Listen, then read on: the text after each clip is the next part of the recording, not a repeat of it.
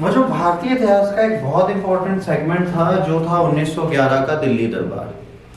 दिल्ली दरबार में बहुत कुछ बदला, बहुत कुछ ऐसा हुआ जिसने भारत के इतिहास को बदल के रख दिया। दिल्ली दरबार एक बार नहीं लगा, 3 बार लगे, और ये सारे के सारे दिल्ली दरबार बिल्कुल अलग तरीके की आइडियोलॉजीज के साथ हैं। इनसे बहुत सारे प्रश्न एग्जाम में आते हैं, डायरेक्ट, इनडायरेक्ट, मेंस ओरिएंटेड। सो ये एक इम्पॉर्टेंट चैप्टर और इम्पॉर्टेंट सेगमेंट आपके लिए बनता है जिसमें सारी चीज़ें आपको बताई जाती हैं। तो दिल्ली दरबार था क्या, दिल्ली दरबार कैसे लगा, दिल्ली दरबार के पीछे की मंशा क्या थी, क्यों दिल्ली दरबार को हमने 3 बार ऑर्गेनाइज किया, क्यों भारतीयों के सामने दिल्ली दरबार को प्रेजेंट करना जरूरी था, इन सब के बारे में यदि आपको जानकारी है तब आपका दिल्ली दरबार का सपना पूरा हो जाएगा। अब ये दिल्ली दरबार थी कौन सी भला, दिल्ली दरबार क्यों लगाया जा रहा था, क्या दिल्ली दरबार लगाने से कोई बेनिफिट हो रहा था, क्या दिल्ली दरबार सच में हमें लाभ दे रहा था। तो उससे पहले समझना है दिल्ली दरबार क्या है। जैसे आपको पता है कि भारत में दिल्ली से एक सुल्तनत शासन करते थे जिसका नाम था मुगल। जब मुगल को भारत से हमने हटाया, किसने, अंग्रेजों ने, जब अंग्रेजों ने मुगलों को भारत से हटाया तो उन्होंने एक नई आइडियोलॉजी प्रारंभ की, वो ये कि भारत में जो शासन करेगा वो कहाँ शासन करेगा, दिल्ली में।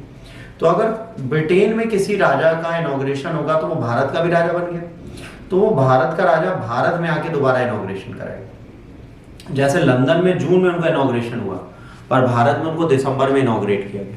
उनका कोरोनेशन कब हुआ, दिसंबर में। अब लोग कहेंगे कि सर क्यों नहीं करा हमने जून में। भाई जून में अगर वो भारत आ जाते ना तो मेरे रंग के होके जाते हैं, सच्ची बता रहा हूँ। अगर वो गोरे चिट्टे इंसान भारत में बुला देते तो मेरे रंग के होके जाते जून में। तो हमने उनसे टाइम पे बढ़ाया जब धूप कम हो और बढ़िया वो गोरे चिट्टे ही रह के जाए, क्योंकि भाई दिल्ली दरबार ओपन में लगना था। ओपन पंडाल जो आपको पीछे दिख रहा है, अगर इसी पंडाल में लगाना था तो ये तो जल जाते। वही अम्मा गाना गाते। तो इनका दरबार हमने दिसंबर में ऑर्गेनाइज किया। ये सेरेमनी न्यूज में आई, इसलिए आई क्योंकि इस टाइम पर बंगाल विभाजन चल रहा था। बंगाल विभाजन का मूवमेंट चल रहा था। 1911 में ये मूवमेंट खत्म होता है, जब दिल्ली दरबार में बोलते हैं कि अब यूनिफिकेशन ऑफ बंगाल कर देंगे। इस समय पर सबसे बड़ी समस्या थी कि क्रांतिकारी जनक ले चुके थे। जब कांग्रेस का सूरत स्प्लिट होता है उसके बाद कई सारी अनुशीलन और क्रांतिकारी समितियां, युगांतर वगैरह बन चुकी होती हैं और यहाँ पे क्रांतिकारी आंदोलन प्रारंभ हो जाता है। पहला फेज रेवोल्यूशनरी एक्टिविज्म का स्टार्ट हो जाता है, जिसमें अंग्रेजों को मारना, अंग्रेजों पर बम फेंकना, अंग्रेजों को कार्य को ना होना, लूट खसौट, ये सब प्रारंभ हो जाते हैं हमारे देश में। मतलब अभी जो तो अहिंसक आंदोलन था वो हिंसक आंदोलन का रूप ले लेते हैं। ठीक है, नॉन वायलेंट एक्टिविटीज अब क्या करेंगी, वायलेंट एक्टिविटीज का एक फेज पकड़ लेंगे, जिसके चक्कर में क्या होगा बच्चों, यहाँ पर चीजें व्यापक तरीके से बदलने लग जाएंगी और ये बदलाव ही होगा जो हमें समझना पड़ता है। ठीक, अब इस बदलाव के साथ क्या हुआ, दिल्ली दरबार में क्या क्या था, इसकी पूरी जानकारी आपके पास होनी चाहिए। तो आइए हम लोग दिल्ली दरबार की जानकारी लेते हैं। 1911 में दिल्ली दरबार was a coronation ceremony held in Coronation Park in India from December 7 to 16 and 1911। 9 दिन का ये फंक्शन था। ये क्यों किया गया, दिल्ली दरबार किया गया था जॉर्ज पंचम की ताजपोशी के लिए। किसके लिए किया गया था, जॉर्ज पंचम की ताजपोशी के लिए। जॉर्ज पंचम है ये जो भाई साहब है, इनको बोलते हैं जॉर्ज पंचम। ठीक, इनके लिए, इनकी ताजपोशी करने के लिए बुलाया गया था और जॉर्ज पंचम आए। इन्होंने यहाँ पर गुड मॉर्निंग, गुड आफ्टरनून, ये सब हो चुका, बच्चे पढ़ लेते हैं। ठीक, तो इसके बाद क्या हुआ, ये दिल्ली दरबार आया। इस इवेंट में लोगों को दिखाया जा रहा था कि जॉर्ज फिफ्थ और queen Mary as a emperor and empress of India हैं। इनको यहाँ लाया गया था, ग्रैंड सेलिब्रेशन किया गया और इसमें नोबलमैन्स को बुलाया गया। मतलब जो प्रिंसली स्टेट्स के लोग थे, जो अदर नोबलमैन्स थे, उनको यहाँ पर एकत्रित किया गया और उनको बताया गया कि भाई देखो तुम्हारे सम्राट आ रहे। उनको ये नहीं बोला ब्रिटेन के सम्राट आते हैं, उनको बोला गया तुम्हारे सम्राट आ रहे हैं, क्योंकि तुम प्रिंसली स्टेट हो और तुमको किससे संबंध अच्छा रखना है, एम्परर से। तो क्वीन और एम्परर आ रहे हैं तो तुम भारत के अंदर हो, तो भारत में इस सेलिब्रेशन में आपका स्वागत है। ठीक, एक मिनट।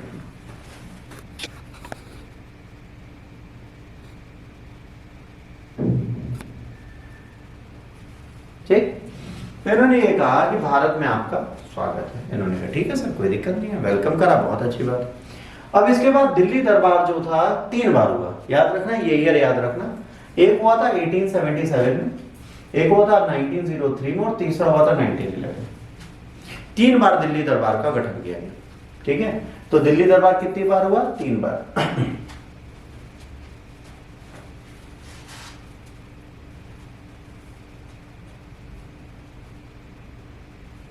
9 दिन चला था, और कहा जा सकता आज तक का सबसे बड़ा ग्रैंडेस्ट फंक्शन था। सबसे ग्रैंड फंक्शन जो था वो अभी तक का दिल्ली दरबार था। इसमें कई सारे इंपॉर्टेंट लोग आए थे दरबार में, और वही आए थे जिनको इनविटेशन दिया गया था, मतलब रॉयल क्लास के लोग आए थे। जैसे नवाब आएंगे, ठीक है, मराठास आएंगे, सिंधिया होलकर, ये सब आएंगे। ठीक है, तो उन लोगों को बुलाया गया था जो उस समय दरबार में रहने लायक थे, और किसी को नहीं बुलाया गया था। यहां तक क्लियर? कोई डाउट? तब तक तुम लोग पूछो, तब तक हम कैमरा सेट करते हैं।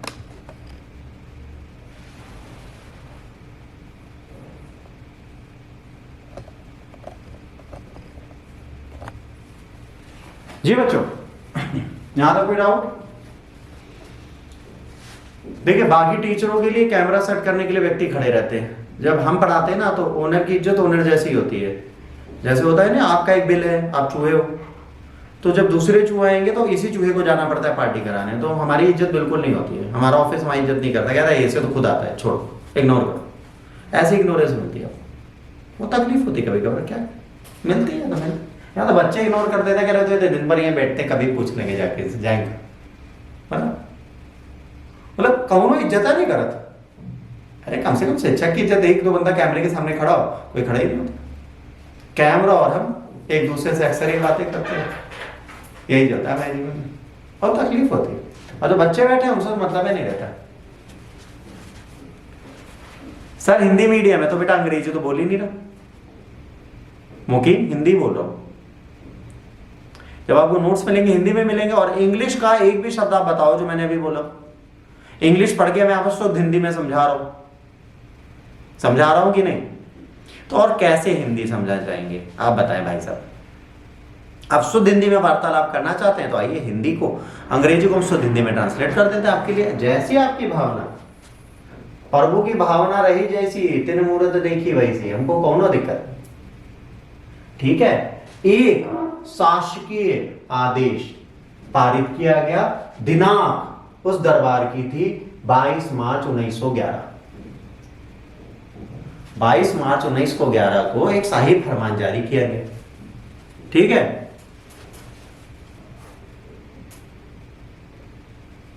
ठीक।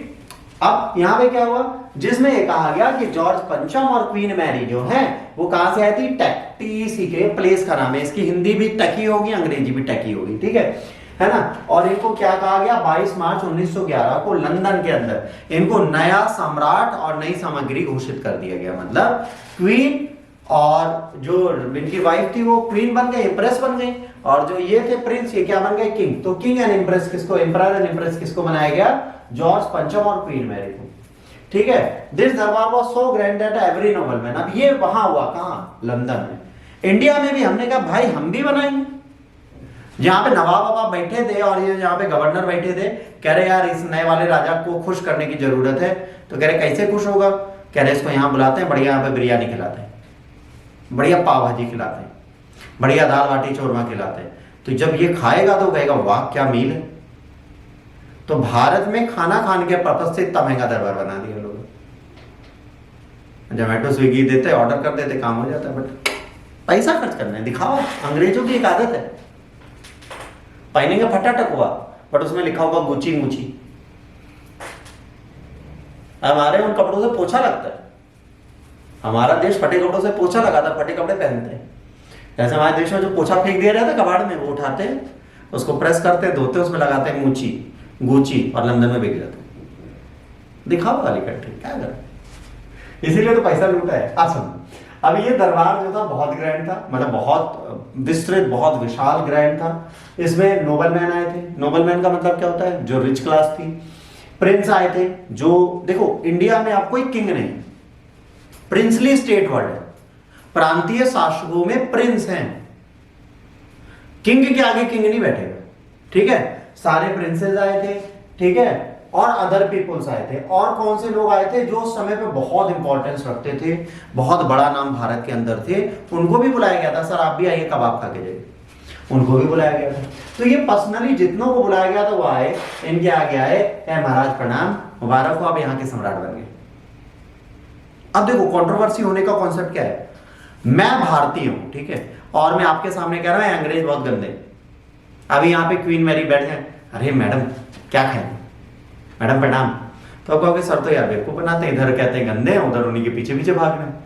तो क्या है, अगर भारतीयों के लिए वो शोषण कर रहे हैं और भारतीय उनके फंक्शन में जा रहे हैं, वो एक्सेप्ट कर रहे हैं कि आप हमारे किंग हो, आप हमारे बादशाह हो, आप हमारे सम्राट हो, ये गलत है भाई। ये घोषित करने की जरूरत ही नहीं है, हम आपके बादशाह हैं, हमको पता है, तुमको क्या मतलब। तो बादशाह घोषित करने की कोशिश की, यहां पर चीजें फंसी। ठीक, इसके बाद दरबार जो था 9 दिन चला भाई, 7 से 16 तक। इस सेरेमनी को मेजर सेरेमनी कब हुई, 12 तारीख को क्वीन एंड क्वीन जो थे वो आए, बढ़िया उनका कोरोनेशन के लिए दरबार सेट किया गया, एक सिंहासन बनाया गया कि महाराज बैठो, तुम्हें ताजपोशी करें, इनकी ताजपोशी की। और कहा जाता है एम्परर ने जो कपड़ा इंपीरियल क्राउन का पहना था, है ना, वो पूरी की पूरी तरह नगों से और आभूषणों से ढका हुआ था, ज्वेलरी पहनी हुई थी। यदि आप इन भाई साहब को देखेंगे, देखो यहाँ कैसे थे, कपड़े में कुछ नहीं, ज्वेलरी थी नहीं। भारत में इन्होंने ज्वेलरी पहने थे यार, सोचो, भारत में आके लोगों की रूपरेखा बदल जाती है, they wear jewellery. The king and queen arrived in the ceremony in their correct. Emperor George wore the imperial crown of India covered with various jewelries. The royal couple then received homage from the native princess and prince and princess on the ceremonial tent of the Shamiyan. अब ये क्या है, यहाँ पे ceremonial tent लगा था, अगर आप इसे ध्यान से देखेंगे, ये शामियाना लगा है, ठीक है। इस शामिया के अंदर ये जितने भी ये नेटिव प्रिंस दिख रहे हैं, ये सब नेटिव प्रिंस है। इन्होंने इनको होमेज दी, मतलब थैंक्स बोला, और इनको बहुत सारे आभूषण, गिफ्ट, सब गिफ्ट दिए, ठीक। तो ये सब जो थे, ये सब देशद्रोही हैं हमारे देश के। जितने पीछे खड़े हैं फोटो में, सब के सब चोर थे उस टाइम। उस टाइम पे अंग्रेजों के खिलाफ नहीं, अंग्रेजों के साथ खड़े। और ये अगर अंग्रेजों के साथ नहीं होते तो अंग्रेज कुछ कर ही नहीं पाते। क्लियर है यहां तक, कोई दिक्कत बेटा यहां तक नहीं। अब तुम लोग कुछ बोलते नहीं तो नहीं, हम खुद ही बोल देते। The following day of the 13th December, King and Queen of India made the appearance at the window of Red Fort. आप देखो, 12 तुम्हारा सिंहासन हुए, उसके बाद 13 तारीख को तुम लाल किले में झरोखा दर्शन दे रहे हो, जैसे अकबर महाराज देते। तुम कौन होते भाई झरोखा दर्शन देने वाले? ये तो अकबर का काम था। अब अकबर की जगह झरोखा दर्शन दे रहे हैं, तो ये क्या क्लियर कर रहे हैं कि भारत में अब सिर्फ अंग्रेजों का शासन है, ठीक। ग्रीटिंग्स दी, मिलियन ऑफ लोग आए, उन्होंने इनको थैंक्स बोला 14 दिसंबर को, ठीक है। 14 दिसंबर को क्या किया, जॉर्ज पंचम ने 50,000 की आर्मी की परेड के सामने खड़े हुए, 50,000 की सैनिकों की आर्मी की परेड हुई, वो देखी। लास्ट डे दरबार में 26,800 Indian and British military person आए, और उनको क्या दिया गया, सिल्वर मेडल दिया गया। फाइनली 26,800 इंडिया और ब्रिटिश मिलिट्री के पर्सन को क्या दिया गया, सिल्वर मेडल। जो कुछ अच्छा करके गए थे, अंग्रेजों के जो सैनिक थे, उसमें भारतीय भी थे, अंग्रेज भी थे, तो ब्रिटिश और इंडियन आर्मी के जो लोग थे, उनको अंतिम दिन बुलाया गया और उनको उनकी सेवाओं के लिए क्या दिया गया, सिल्वर मेडल।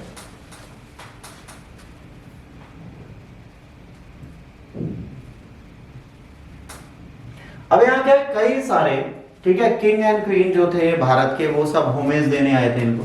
कोरोनेशन में वो आते थे, ठीक है, अपनी ज्वेलरी के साथ, है ना, और वो क्या करते थे, लेफ्ट में रख जाते थे, उसके बाद बस झुक के प्रणाम करते तो चले जाते थे। तो ये चीज लोगों को अच्छी नहीं लगी। भाई आप किंग के सामने जाओगे, महाराज ये गिफ्ट जा रहे हैं, ये कौन सी बात? तुमने मुझे पार्टी में बुलाया हो, तो मैं आऊं तुम्हारी पार्टी में? नहीं, तुम मेरी पार्टी में हो, मैं तुम्हारी पार्टी में हूं। तुम मेरी पार्टी में हो और मैं बढ़िया कुर्सी बैठा हूं, सर प्रणाम, हम कहे गिफ्ट लाई, वहां रख दो, निकल लो, कैसा फील होगा तुम्हें? अच्छा, बिल्कुल अच्छा लगेगा? नहीं लगेगा। हमने कहा गिफ्ट रखो, चले जाओ, वही चीजें हो गई। अरे थोड़ी देर हाथ मिलाते, और सर आप भी राजा, मैं भी राजा, कैसे हैं सर? बेगम साहिबा ने बहुत अच्छे कपड़े पहने, अरे आपकी वाली ने भी अच्छे पहने। अच्छा क्या खाओगे? कुछ तो पूछो, भले ना खिलाओ। जैसे मेहमान आते हैं, हम कहते हैं ना भाई साहब चाय पिएंगे, वो कहता नहीं हम दोबारा नहीं पूछते क्योंकि चाय पत्ती है ही। रिस्क एक बार लो, बार बार नहीं। यहां पे उन्होंने वो भी नहीं पूछा, चाय तुम ही बेच रहे थे, पूरे भारत में नहीं पूरे विश्व में, हमें चाय की आदत भी तुम्हें नहीं डाली और हम ही को चाय नहीं दे रहे। अरे चाय पिला दो, इज्जत कर दो। बादशाह के साथ फोटो खिंचाने के लिए देखो ग्रुप में सबको भीड़ में कलेक्ट किया था, बाद में सारी भीड़ बुलाई गई थी, कहा सारी भीड़ आएगी तब होगा। अरे सेव नहीं करना भाई, तो हाँ तो हाँ ले यू कहा बेटा, एक ही फोटो बार बार नहीं, अरे फोटो नहीं चाहिए, हटो भाई तुम आप ठीक। तो इन्होंने क्या किया, इन्होंने सीधे कहा कि भाई चाय पानी पिलानी नहीं है, आओ और ग्रुप में फोटो खिंचा लो। तो ग्रुप में फोटो हम गाय के चाले, भगवान का या तुम भगवान, पर यहाँ पे चीटिंग है। तो दिल्ली दरबार में सबसे बड़ी दिक्कत क्या हुई, इन लोगों की इज्जत के नाम पर इनकी इज्जत बिल्कुल की नहीं गई, इनको पूरी तरह बेइज्जत किया गया और इस बेइज्जती के साथ भी यहाँ टिके रहे।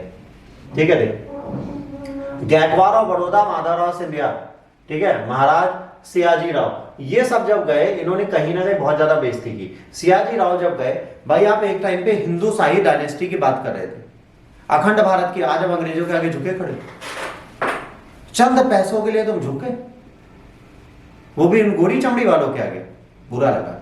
तो भारतीय थोड़ा दुखी हुए, कह रहे यार ऐसे लोगों को हम अच्छा मनाना जा रहे थे, जाओ निकलो। अब भाई देखो दिल्ली दरबार में, अरे यार ये इमेज बहुत गलत था, चाहिए वाली पेंटिंग हम लोग नहीं पढ़ेंगे, ठीक, क्योंकि हमने खुद नहीं पढ़ी, ठीक है। बाकी पेंटिंग्स में बहुत सारी तारीफें की, जो अंग्रेज थे अंग्रेजों की पेंटिंग बनी थी। सबसे पहली पेंटिंग जो थी, ठीक है, देखिए मॉर्टिमर मेफिस की थी, उनकी पेंटिंग का टाइटल था द दिल्ली दरबार, the state entry into the arena, एक नए युग की तरफ जाता हुआ भारत का दिल्ली दरबार, ये इनकी पेंटिंग का टाइटल था। इसकी पेंटिंग में क्या था, इसमें राजा और रानी को बैठाया गया है, ठीक है, और कैसे ये देखो ये वाली जो पेंटिंग है ये इन्हीं की बनाई हुई है, मॉर्टिमर मेफिस की जो नीचे, ठीक है, बढ़िया हाथी चढ़ के आ रहे हैं, रॉयल कफल बढ़िया से मस्त वाले डेकोरेशन है, चारों तरफ हाथी पे हाथी चल रहे हैं। फिर दूसरी दिल्ली दरबार की पेंटिंग थी, जो भारत के फेमस राइटर आर्टिस्ट थे जिनका नाम था राजा रवि वर्मा, जिन्होंने भारत में, ठीक है, एक मूवी आई थी आप सबने देखी होगी रंग रसिया, रणदीप हुड्डा की मूवी, वो इन्हीं के जीवन पर बनी। इन्होंने जीवन में पहली बार भारत में देवी देवताओं चित्रकला के द्वारा प्रदर्शित किया, मूर्त रूप जो है वो इन्होंने, इनकी कभी पिक्चर देखना बहुत अच्छी। तो इन्होंने भी पेंटिंग की, ठीक है।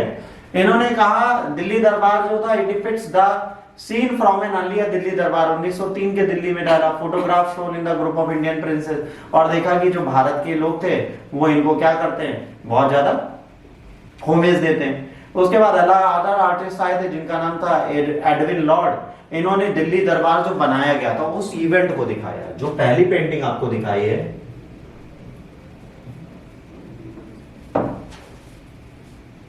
ये वाली, ये उन्होंने बनाई। इसमें क्या किया, उन्होंने पूरा का पूरा दिल्ली दरबार आपके सामने दिखा दिया, और ये पेंटिंग सच में उससे बेहतर है। रीजन समझो भाई साहब, ये जितने लोग खड़े इनका face as it is depict करना बहुत बड़ी बात है। ये फ्रंट वाले नहीं, ये बैक वाले तक की शक्ल पहचानी जा सकती है। ये जितने खड़े इन सबकी शक्ल पहचानी जाएगी, सबकी कैप, सबकी चीजें सही से बनाना। तो ये 3 पेंटिंग्स दिल्ली दरबार के बारे में मैं जानकारी दी, एडविन भाई साहब की पेंटिंग।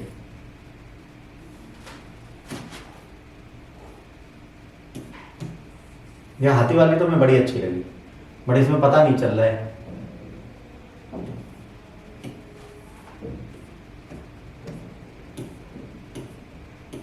अब देखो इवेंट्स दिल्ली दरबार के कब क्या हुआ। पहला दिल्ली दरबार हुआ था 1877 में, 1877 में पहला दिल्ली दरबार बनाया।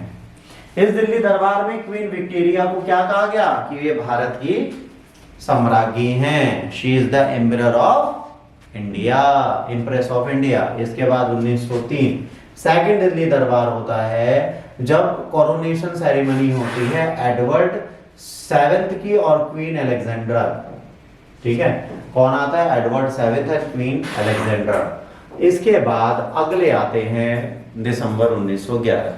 अच्छा, आप कहोगे सर 1911 के बाद फिर क्यों नहीं हुआ? इसके बाद एक क्वीन बैठती है जिनका नाम होता है, अभी मरी है जो, प्रिंस चार्ल्स से पहले कौन मरा है? हाँ देखो, उनका नाम वो था, इन लोगों के हिसाब से उनका नाम वो था।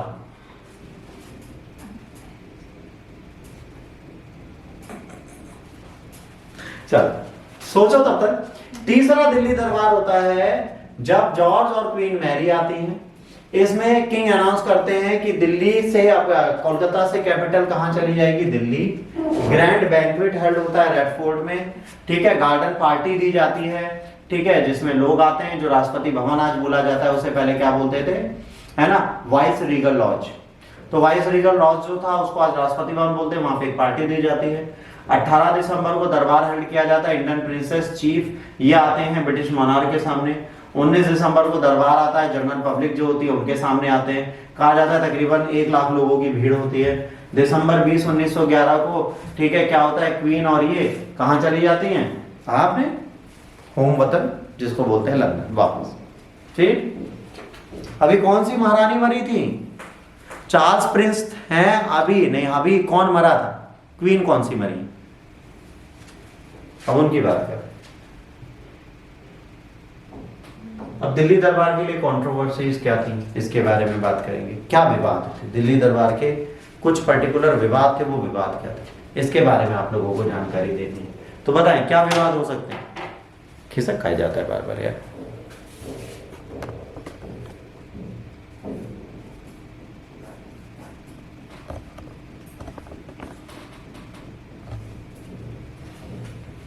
बताए बच्चों क्या विवाद थे दिल्ली दरबार के? बच्चे ने बोला very good very good very good. कौन है?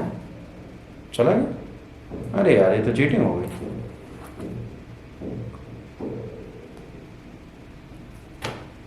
चलो, दिल्ली दरबार है ना, बिना कंट्रोवर्सी के तो हो नहीं सकता भाई। 1.5 मिलियन पाउंड्स, 1.5 मिलियन पाउंड्स का मतलब हो गया तकरीबन 15 लाख रुपए खर्चा बेफालतू का,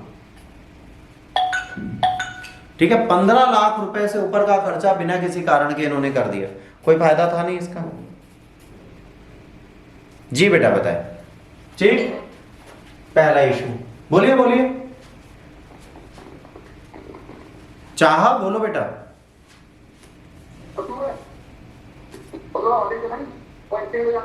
बोलो भाई क्या बोलना है? क्या हो गया?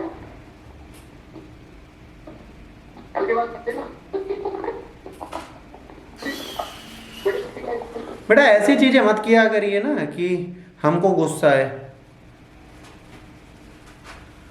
अब याद आ रहा है एलिजाबेथ एलिजाबेथ एलिजाबेथ, सबको एलिजाबेथ बहुत देर बाद याद है।